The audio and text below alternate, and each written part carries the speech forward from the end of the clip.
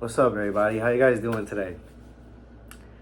So usually I drop interviews, or I'll drop little things about my life, like my personal life or whatever I got going on mental health wise. But today I decided to do something a little bit different. And it's actually what I started when I first came up with the idea for this channel. I was doing this, but just posting it on my Instagram. And then I decided, I was posting my personal views or explanations, or just I was giving accurate information about certain disorders, but I came up with the idea, instead of me trying to put my take on a disorder, why not just interview the people that are actually going through it and get their side of it? Plus, I like picking brains. I like knowing how other people think. It's what makes me tick, is knowing how other people tick. So that's where I came up with the idea for doing all of this. So I had videos out. One of them was about narcissism. Ever since I dropped the video with Jacob, the nameless narcissist, people have been constantly, either in person or I get DMs from strangers, or just asking me about narcissism. Like, how do you know so much about it? Why do you know so much about it? All this other stuff. And like, just asking me specific questions about narcissism. So I just decided, I'm just going to do a video on it. This is what I usually try to stay away from, but I know I know my take on narcissism is pretty accurate. So I'm just going to do it. By the way, I'm no mental health clinician whatsoever, a mental health practitioner. I'm not a psychiatrist, psychologist, social worker, nothing. I'm also not a mental health. I'm also not like a love guru, like a relationship guru, or someone here that's just going to demonize narcissism. That's not what I do. I look at factual things and I make my own assessment on it. I don't really care about making other people hate people with narcissistic personality disorder or any cluster B personality disorder. So I decided I'm going to give you guys my take on NPD. Okay. So basically, for almost any personality disorder, at least this is my take on it. So don't take this for word of law, but this is my take on it. The whole video. So just keep that in mind. My take on personality disorders is they're usually trauma-based, especially cluster B personality disorders, which is antisocial personality disorder, what people refer to as a sociopath, narcissistic personality disorder, which is a narcissist, borderline personality disorder, which is what people refer to as borderline BPD, and histrionic personality disorder, which is the least popular one, but it's still a disorder. It's histrionic personality disorder. HPD. All these are trauma-based. For my take on it, it's like it's not PTSD. It's close to CPTSD, which is complex post-traumatic stress disorder, which is like multiple incidents happening to you, multiple incidents happening to you that are changing the person you are as you're growing and developing. So any cluster B personality disorder, for me, is based on being in a traumatic, abusive environment for the most part. Now, abuse is anything that breaks your boundaries. So keep that in mind. Abuse is anything that you say no to, either in your head or out loud, and it's something someone is doing to you and breaking your boundaries. So keep that in mind. So I believe it's rooted in trauma. Jacob agreed with me in the interview we did, but that was also his take on it as well. You have to have multiple traumatic events happen to you in life, and most of the time when you're growing up with your family, and if you're a child growing up with a narcissistic parent, most likely you're going to gain their tendencies. So it's just the cards you were dealt, in a way. Imagine being a baby all the way up to a teenage, a baby, a child, a preteen, a teenager, and you're just constantly picking up these traits from your parents.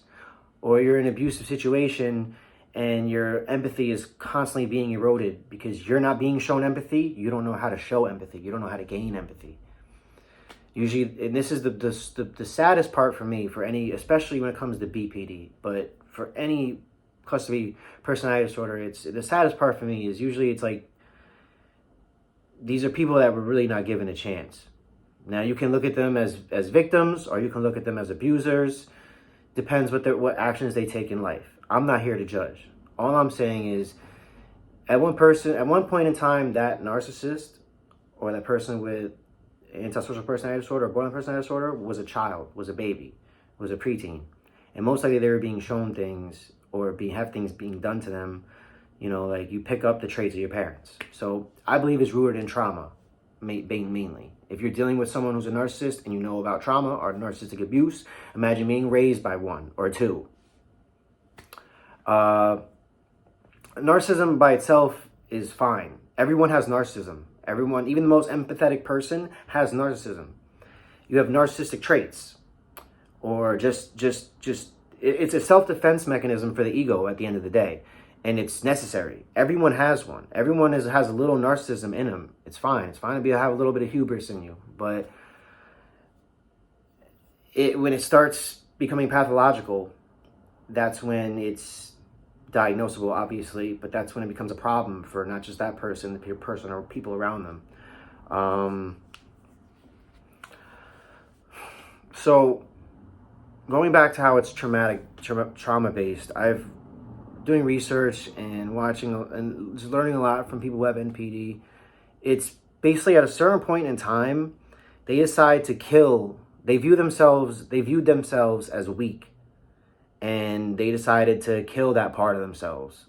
And forever, they were always going to be this image that they are upholding. It's, from what I hear, and I wasn't able to ask Jacob this, pretty sure I have an interview coming up with another person with NPD, and I'll probably be asking them this.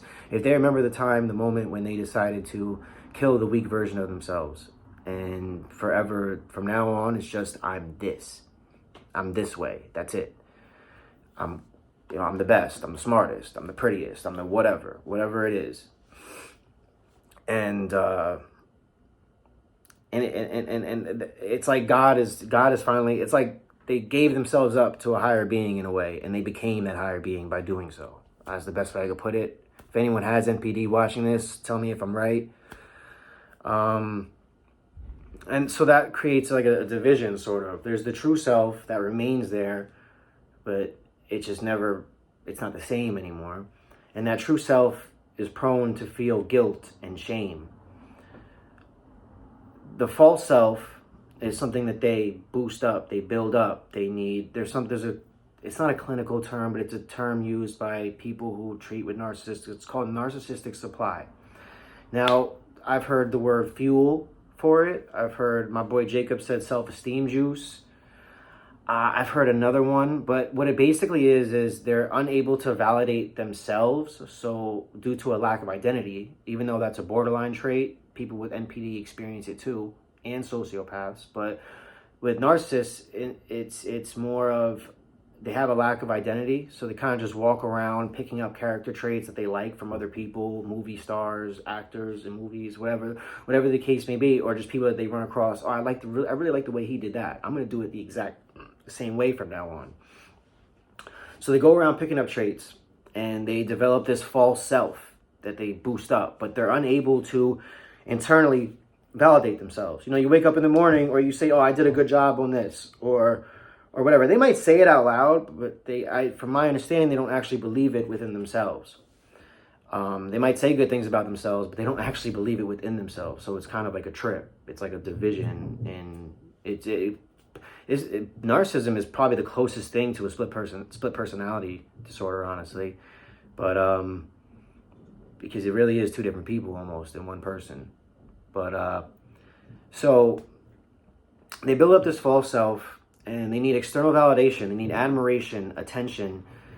In a way, from what I've also heard, it's like literally the emotional reactions of other people is what keeps them going. Some people need food, water, air, a bed to sleep on. Narcissists, they need that attention. It just is what it is. You guys watch the interview with Jacob, you'll see my interview with him. He said the same thing. So because they have a lack of identity, it's like an emptiness inside them, and so they need that constant. They need to feel that, or they need to bring the external validation up to the point where they always feel like they're on a high, or that they, not so much a high, but that they feel good about themselves. But it doesn't last forever, so they need to always be around people or be in contact with people in order to get some type of validation. Attention-seeking behaviors, things like that. And by the way, this is me not bashing anyone with narcissistic personality disorder. I don't want that to be anyway. I'm trying to be as plain and simple and accurate as I could possibly be. So I don't want anyone taking offense to this. Honestly, this is not the point of this video. I'm trying to be very straightforward. I'm very monotone, whatever. Like, there's no emotion involved in it. I'm just speaking from the things that I know to be true.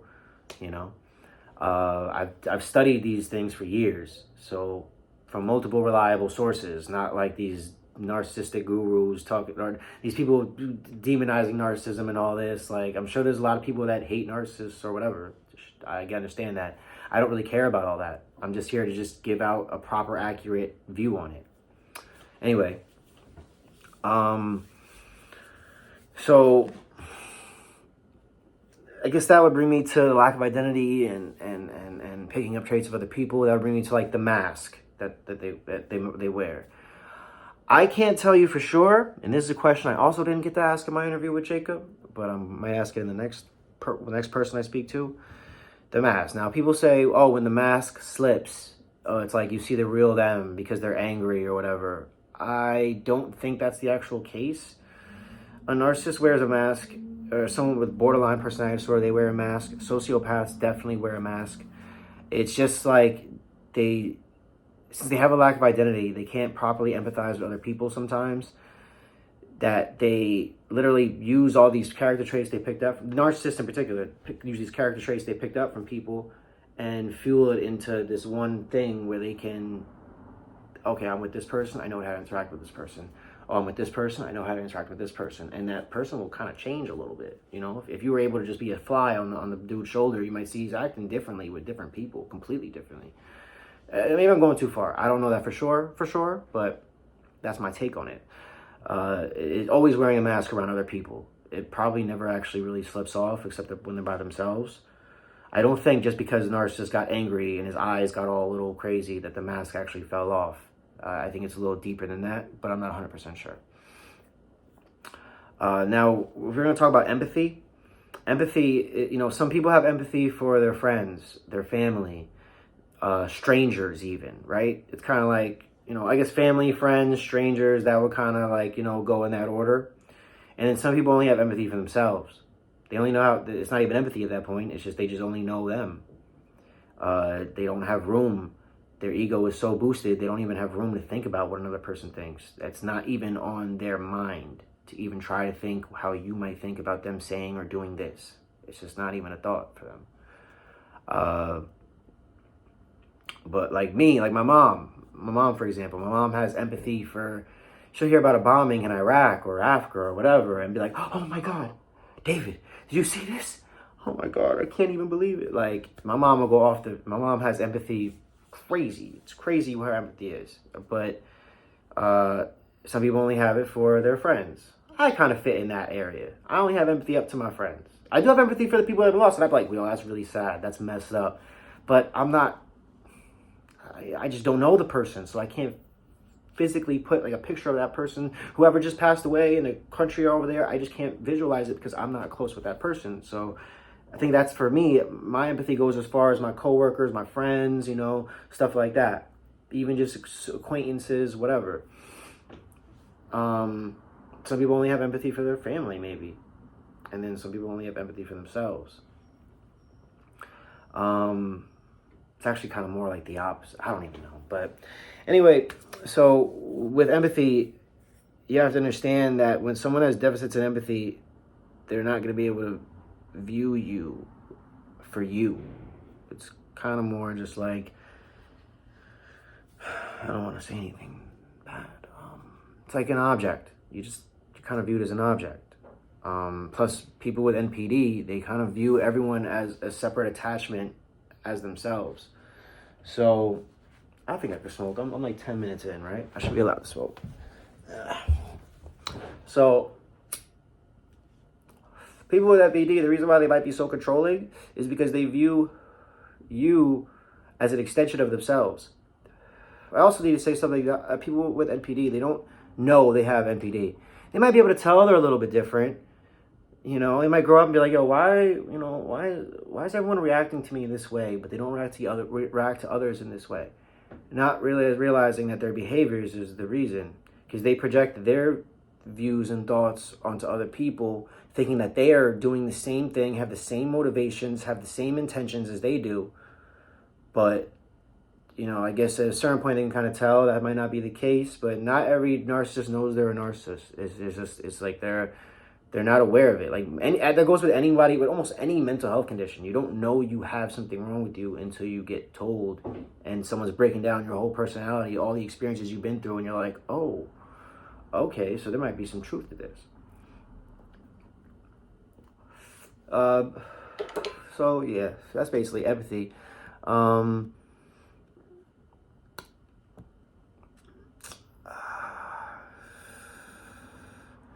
I guess I could. So when you fall in love with someone who has NPD, there's something called like love bombing and trauma bonding. Love bombing is like before I explain that, people with cluster B personality disorders, they have dichotomous thinking. So they only think in black and white. So you're either all good or all bad. That's why lots of times with people with BPD or NPD, you'll be idealized. You'll be put on a totem pole. Or just you'll be put on a pedestal. You get put on a pedestal, or you'll get, you know, stomped out like some shit on the ground or something. Well, I guess nobody wants to stomp shit, but so it's black and white thinking, either all good or all bad, and there's no gray area in the middle. Like me, I think all the way in the gray. I don't have black or white, honestly. So it's hard for me to visualize that, but I can get it. I've seen it. I've been through it. Trust me, I can totally understand it. So either all good or all bad. 1 minute, oh, it's I love you. You know, you're the best thing in the world. What I do to deserve you. Oh man, you're so perfect. To why are you even here? I don't even like you. Get out of my house, you know, fuck out of here, I hate you, all this stuff. And it happened in seconds. So it's emotionally unstable, but it's also black and white thinking. It's ingrained into people who have cluster B personality disorders. Maybe sociopaths can see a little bit in the gray area, but from my understanding, BPD and NPD at least, it's just all black and white. So my point in saying that was the love bombing. When you first meet someone who's NPD, they view you as perfect. They view you as an attachment of themselves, and since they like you, you have to be perfect. And then once you start, and they kind of get a picture of you in their head, and they keep it there. It's like a snapshot. It's always there. And then once you start deviating from that snapshot, because you're a person, and you grow, and you change, and you turn into, you know, people change and they grow as time goes on, you start deviating from their snapshot, and you say something they don't like, or do something they don't like, then you're painted black. That's like a term, painted white, painted black, you're all good, all bad. You're painted black, and then you know, I hate you, you know, all that stuff. And it's basically kind of like, I don't mean no offense when I say this, but it's kind of how a child thinks. You know, if you give them the lollipop, you're good. You don't give them the lollipop, you're bad. It's just like a part of the brain that didn't grow out of that state in a way.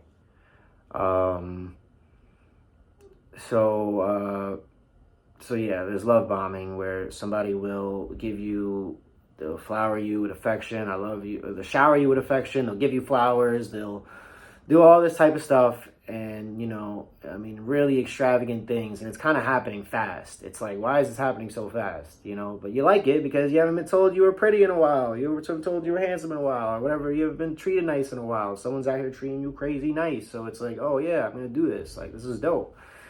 And then boom, you do something they don't like. And then it's, you know, I hate you, da da da. And then you just want to keep getting back to that good time, that golden era in the beginning. And then over time, there's trauma bonding, where trauma bonding, I guess, it's like when someone is abused, but they don't really know they're being abused, I guess, at points in times, and they form a loving thing. They start to love their abuser, or they already love their abuser before they were abused, and now they love that person, and they don't know what's going on, and da da da. So you build a bond with them, almost like Stockholm syndrome. Like if someone gets taken hostage and they start falling in love with the person that took them hostage or whatever, like, or kidnapped them. It's kind of like that almost, but a little bit different, obviously. But it's more, I can't say mental, but yeah, you know, I guess Stockholm syndrome would be more physical. So,